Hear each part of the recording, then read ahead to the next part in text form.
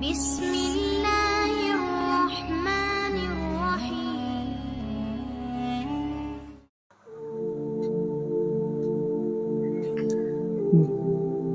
بنی اسرائیل کا ایک یتیم بچہ ہر کام اپنی والدہ سے پوچھ کر ان کی مرضی کے مطابق کیا کرتا تھا۔ اس نے ایک خوبصورت گائے پالی اور ہر وقت اس کا دیکھ بھال میں مصروف رہا۔ ایک مرتبہ ایک فرشتہ انسانی شکل میں اس بچے کے سامنے آیا اور گائے خریدنے کا ارادہ ظاہر کیا۔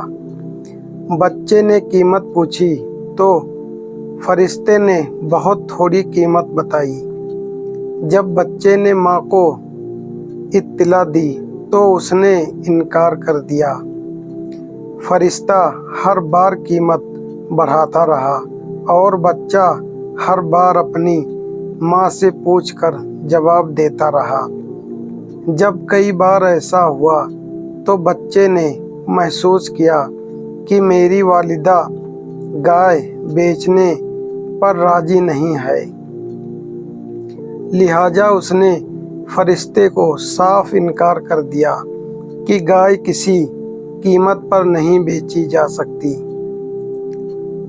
فرشتے نے کہا، تم بڑے خوش بخت اور خوش نصیب ہو کہ ہر بات اپنی والدہ سے پوچھ کر کرتے ہو۔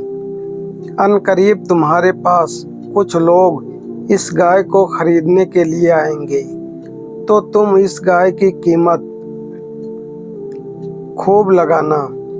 دوسری طرف بنی اسرائیل میں ایک آدمی کے قتل کا واقعہ پیش آیا اور انہیں جس گائے کی قربانی کا حکم ملا وہ اس بچے کی گائے تھی۔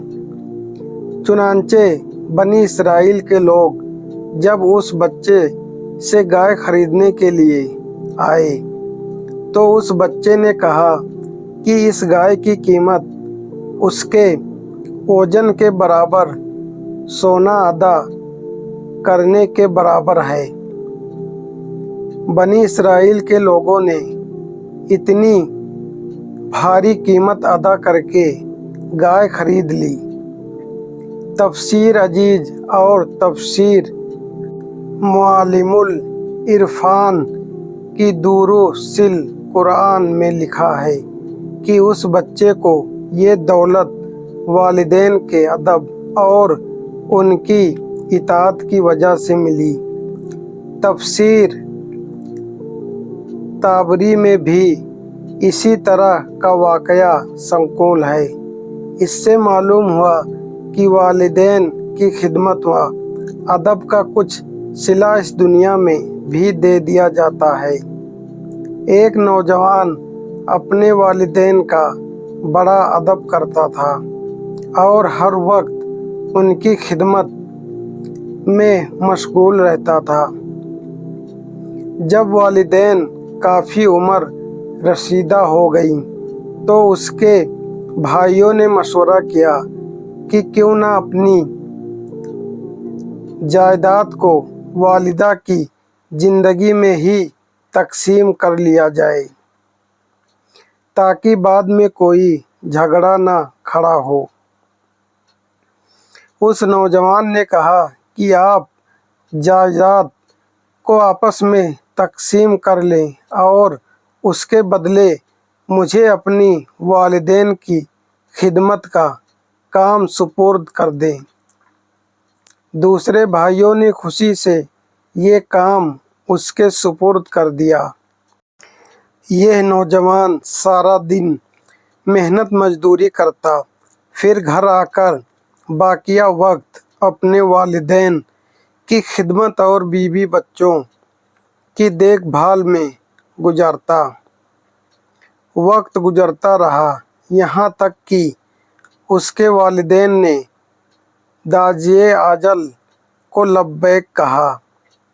ایک مرتبہ یہ نوجوان رات کو سو رہا تھا کہ اس نے خواب میں دیکھا کہ کوئی کہنے والا کہہ رہا ہے، اے نوجوان، تم نے اپنے والدین کا ادب کیا، ان کو راضی و خوش رکھا، اس کے بدلے تم انعام دیا جائے گا۔